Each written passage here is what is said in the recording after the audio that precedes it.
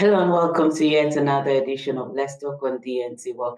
My name is Olatunde, and the program, as usual, like we said, is Let's Talk, where we talk about different issues that has to do with human existence and how we can learn from it and make use of it in our daily life. All right, so today the topic in view is called emotional baggage. Emotional baggage is something that we'll be discussing this morning. And I hope and pray that you have fun with us and learn from it.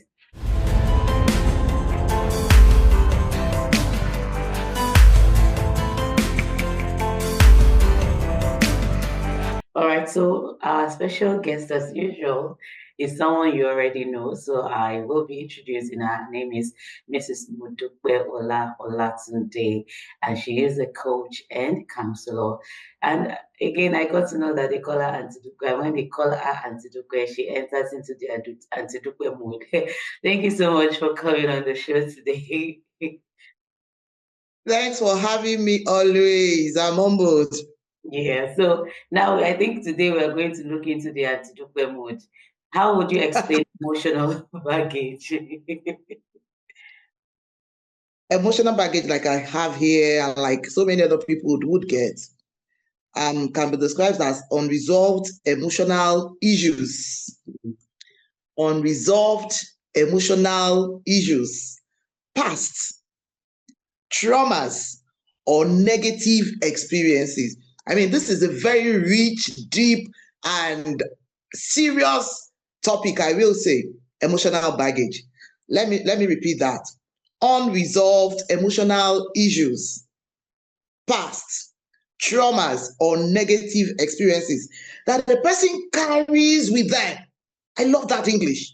Sometimes we just decide to just carry, which means it's something we can actually drop. It's something we can actually let go.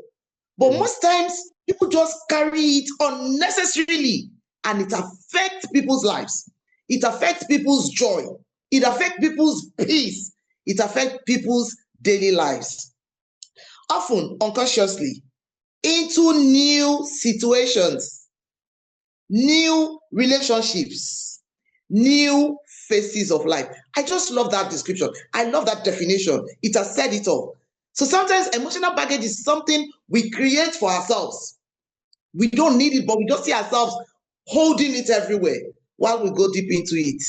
Now, how can you identify someone with serious emotional baggage? It's always sometimes easy because most times they are completely withdrawn. You see that loneliness is the number one thing. They are careful around people. They don't want to relate with anybody. Sometimes they snap unnecessarily. Sometimes instead of talking about issues, they just avoid it because they don't want it. They don't want the pattern. They don't want the repeated pattern. You understand?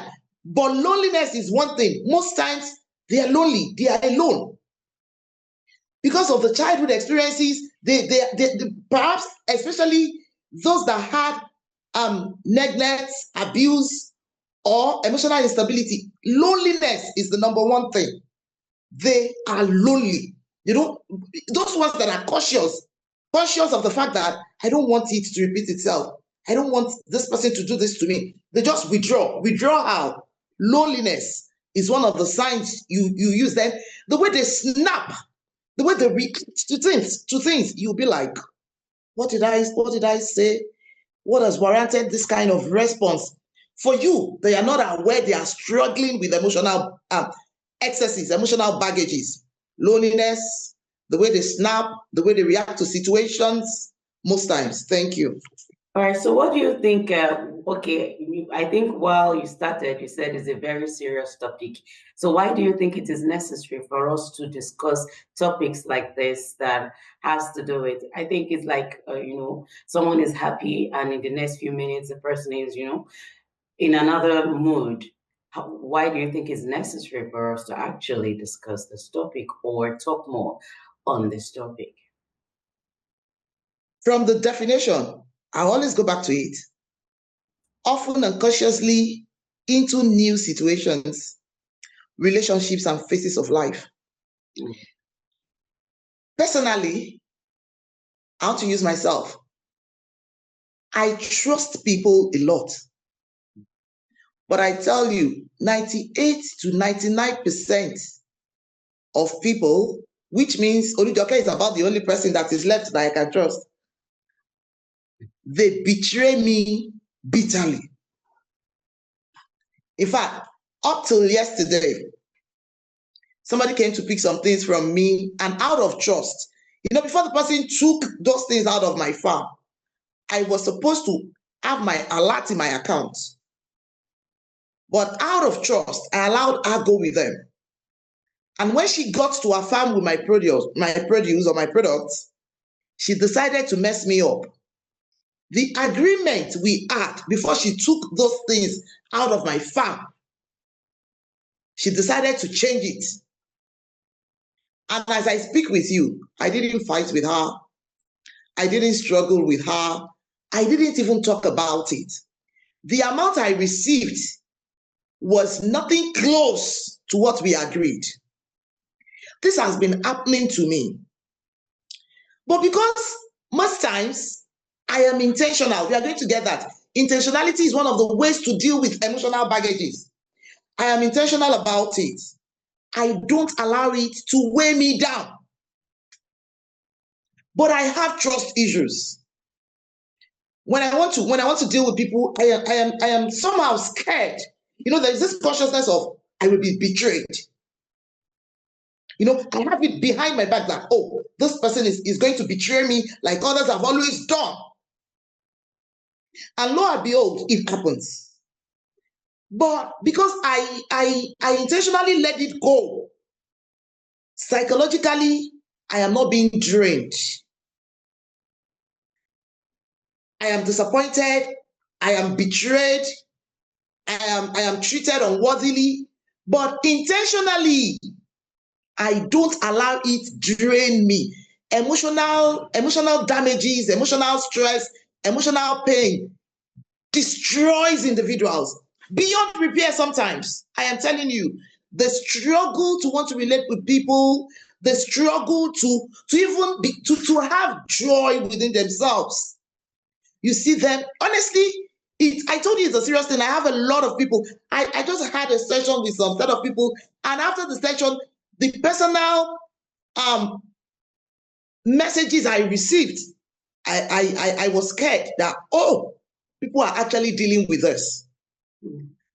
Someone discussed and confided in me that from her childhood, her mom had always said some negative things into her life. And unconsciously, she grew up with those negative words. And unconsciously, she hated her mom. Unconsciously, she hated other siblings. Unconsciously. As of the time she was confiding in me, she was struggling to love. And she kept asking me, Auntie Dupe, how can you help me? Now she knows she needs help. But unconsciously, she has been damaged. While the damage was going on, she was not even conscious of it. She was not even conscious about it. She was not even conscious. So much destruction had been placed on her by her biological mother. So, but because she decided to work on herself, she decided to do something about it. Now she's crying out. For over 1 week, everything I kept saying to her wasn't having any effect. And the last time I had to talk to her, I had to snap on her. I told her, get intentional about your life. I can't help you if you have not decided to help yourself. And I tell you, that was the week she had the breakthrough. So sometimes you see a lot of people that are very lonely, like this person I'm talking to you about is always on her own. Sometimes people call them extremely gentle people. They call them introverts. Sometimes it's not about being an introvert. It's about the damages individuals grew up with. Thank you.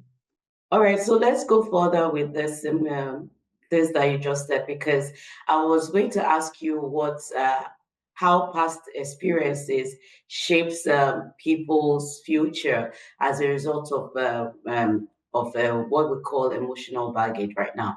Now, and you gave us an example already. Would you step further in expressing this in different ways? Let's talk about marital issues, relationships, job, in every aspect, especially when it comes to relationship. Yes, relationships.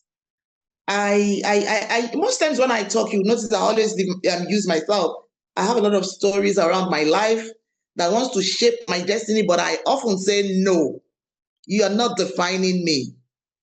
I am that strong. So that should be one thing everybody should add to their individuality. You don't allow situations, you don't allow your scar define you. That should be like my closing remark. What I am saying is, you don't allow any scar, no matter how deep, no matter how bad the scar is, don't allow that scar define you. I mean, move ahead of the scar and let the scar know is in the past, and indeed leave that scar in the past and move on. I like I said, I often trust people. We had people we were very, very, very close to, and we discussed personal life issues with. And when the time came, you would be hearing those personal life issues from people that does not really have the perfect incline, the perfect understanding of what those personal life issues are. Do you know what I'm talking about? You shared your life story with someone, and it's supposed to be between you and that person. And you see your story flying around, not the exact way it's supposed to be. Do you get me? By the time you hear your story outside, a story you shared with just one person, an experience you had and you confided in just one person, and you hear 10 other people share the story, not the way it ought to. They have added to it, they have subtracted, they have done division, they have done multiplication. That is even killing. You're hearing your story not the exact way it ought to be shared. Fine. If they share it the way it happened, if they tell it the way it happened, you might not even be hurt. You might not be betrayed. You might not feel betrayed. But then they have added to it. They have taken away from it. They have done division for you. They have done multiplication.